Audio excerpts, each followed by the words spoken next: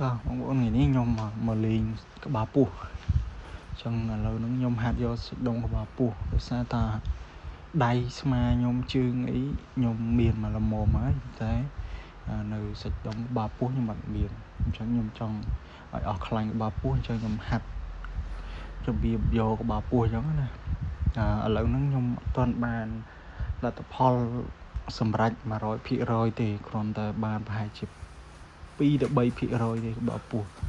អត់ទាន់បានសម្រេចទេនឹងដូចបងប្អូនបានមើលក្នុងវីដេអូហ្នឹងចឹងបាទអត់ទាន់បានសម្រេចទេតែយើងនៅព្យាយាមរហូតយើងអត់ឈប់ទេយើងហាត់រាល់ថ្ងៃប៉ុន្តែមួយអាទិត្យយើងអាចសម្រាកថ្ងៃសៅរ៍ឬក៏ថ្ងៃអាទិត្យអីចឹងតែថ្ងៃនេះចឹងខ្ញុំចំថ្ងៃអាទិត្យខ្ញុំអត់ហាត់ពេលព្រឹកតែខ្ញុំហាត់អញ្ចឹងខ្លួនឯងនៅផ្ទះហ្នឹងពេលល្ងាចវិញ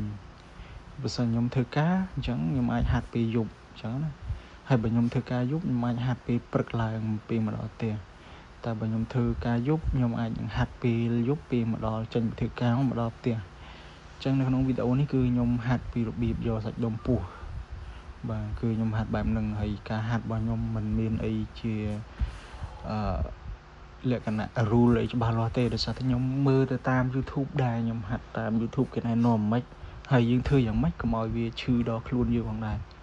កាលណាបើយើងបុកទៅឈឺខ្លាំងយើងសម្រាកសិនវាអាចប៉ះពាល់ដល់ការងាររបស់យើងអញ្ចឹងយើងធ្វើតាមល្ម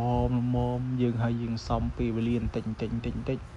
ហើយខ្ញុំក៏សង្ឃឹមថាថ្ងៃណាមួយខ្ញុំយកក្បាលពោះបានសម្រេចដែរតែក្នុងនោះផងដែរខ្ញុំក៏ញ៉ាំប្រូតេអ៊ីនផងដែរហើយក៏ខ្ញុំធ្វើអាហារផងដែរ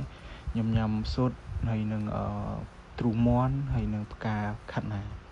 បាទហ្នឹងគឺជាអាហារដែលខ្ញុំចាប់ផ្ដើមកំពុងតែញ៉ាំប៉ុន្តែបច្ចុប្បន្នហ្នឹងគឺខ្ញុំរៀងខ្ញុំប៉ុណ្ណឹងហើយខ្ញុំថ្លឹងគីឡូហាត់ប៉ុណ្ណឹងហើយធ្វើការហត់ប៉ុណ្ណឹងហើយនៅសល់គីឡូដែលចិត្ត